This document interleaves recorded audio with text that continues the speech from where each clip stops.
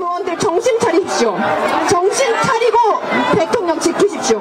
국민의힘 국회의원들 도대체 뭐 하는 겁니까? 최소한 20명은 단식 투쟁하고 30명은 삭발식 해야 하는 거 아닙니까?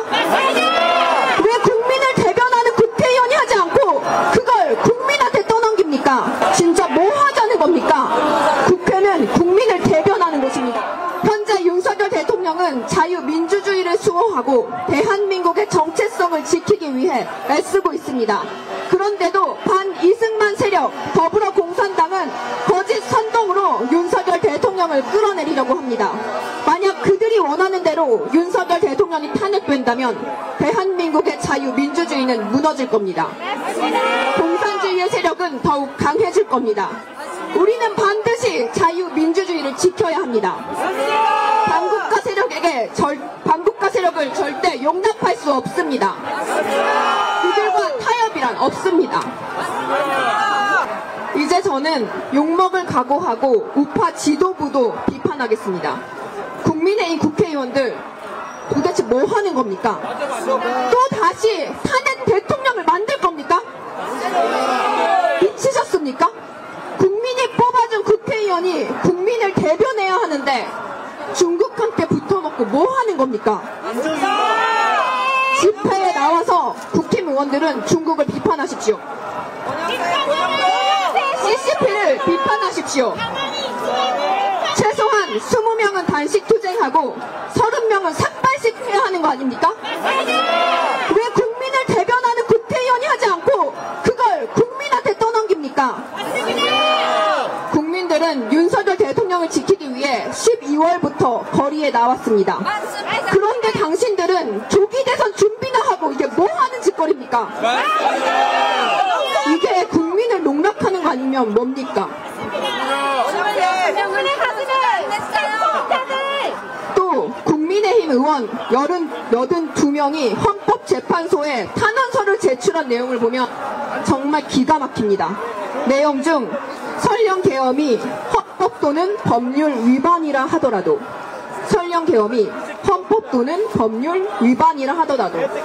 여기서 설령이란 단어를 넣었지만 결국 계엄이 헌법과 법률을 위반했다는 뜻 아닙니까? 이건 그냥 빠져나가라는 변명밖에 안 들립니다. 계엄은 대통령 고유의 권한입니다. 그리고 대통령은 헌법 절차에 따라 비상계엄을 해지했습니다. 어떠한 법률 위반도 없었습니다. 그런데도 국힘 의원들은 지금 뭐 하자는 겁니까? 자신이 주목받으려고 집회에 나오는 겁니까? 아니면 정말 대통령을 지키기 위해 나오는 겁니까?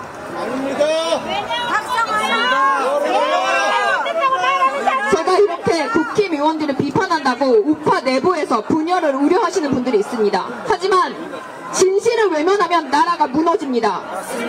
지금 바로잡지 않으면 언제 바로잡려고 합니까? 대통령이 돌아온 다음에요? 그래서 박근혜 대통령 때는 잘 됐습니까? 이러다 대한민국이 중국에 넘어가게 생겼습니다. 그때 후회하면 늦습니다. 지금도 이미 늦었습니다. 이걸 우파 분열이다 뭐다 한다면 생각을 하십시오. 잘못된 건 잘못됐다 비판해야 합니다. 이게 우파 정신입니다. 그리고 저는 노무현 정신을 비판하겠습니다. 노무현은 한국 최초의 반미 대통령입니다. 미국 국방부 장관이 노무현은 정신이 이상한 것 같다라는 공식적인 기록을 남겼습니다. 그 정도로 노무현은 미국에 부정적이었습니다. 노무현 정신은 반미입니다. 노무현은 국가보안법을 폐지해야 한다는 입장을 밝혔습니다. 국가보안법은 독재시대의 낡은 유물이며 위헌이든 아니든 악법이라고 말했습니다. 노무현 정신은 국가보안법 폐지입니다. 차별금지법이 대한민국에 언제 생긴지 아십니까? 바로 노무현 때입니다. 노무현 이전에는 차별금지법이 없었습니다. 노무현이 공약으로 세운 게 차별금지법입니다. 노무현 정신은 차별금지법입니다. 또 노무현은 자주국방, 즉 주한미군 철수를 외쳤습니다. 노무현 정신은 주한미군 철수입니다. 지금 우리가 배워야 할 정신은 이승만, 박정희 정신입니다. 노무현 정신은 좌파가 만들어낸 허상입니다. 그런데도 노무현을 공정과 정의와 상식을 추구한 대통령이라고 말 같지도 않은 그런 소리 하지 마십시오. 노무현 시대가 가장 불공정하고 못상식할 시대였습니다. 맞습니다. 대표적인 예가 바다 이야기입니다. 저런 길보다 낫다. 그리고 집회에서 우리가 이겼다 이러는데 우파가 집회로 무엇을 이겼고 무엇을 잃었습니까? 대한민국 교육도 좌파가 장악했고 역사도 좌파가 장악했습니다. 언론도 좌파가 먹었습니다. 또 출판계도 좌파로 물들었습니다. 법은 어떤가요? 지금 헌법재판소만 봐도 우리 법 연구회가 장악했습니다. 하물며 북한 인권도 좌파가 먹었습니다. 대체 우파는 집회만으로 무엇을 이겼다는 건가요? 집회만으로 끝나는 게 아니라 전략과 전술을 쌓으십시오.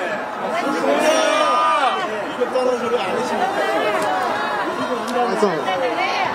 우파 지도부들 정신 차리세요. 교과서를 바로잡고 교육을 개혁하십시오. 법을 정비하고 북한 인권 문제도 적극 나서야 합니다. 미국은 인권의 나라입니다. 좌파는 인권으로 30년간 싸워서 미국도 움직이고 있습니다. 좌파는 미국 의회에 한반도 평화협정 법안을 통과시키려고 수천억 원을 쏟아붓고 있습니다. 이는 주한미군 철수로 이어질 수 있는 위험한 법안입니다. 베트남도 파리 평화협정으로 미군 철수 후 공산화가 됐습니다. 좌파는 한반도 평화협정 이 법안으로 대한민국을 공산화 만들려고 하고 있습니다. 우파 국회의원들, 좌파들이 이렇게 공산화 만들 동안 이들은 대체 무엇을 했습니까? 국회의원들 정신 차리십시오. 정신 차리고 대통령 지키십시오. 그리고 저는 이런 이야기를 제가 왜 하고 있는지 모르겠습니다. 저는 정치 전문가도 법 전문가도 아닙니다.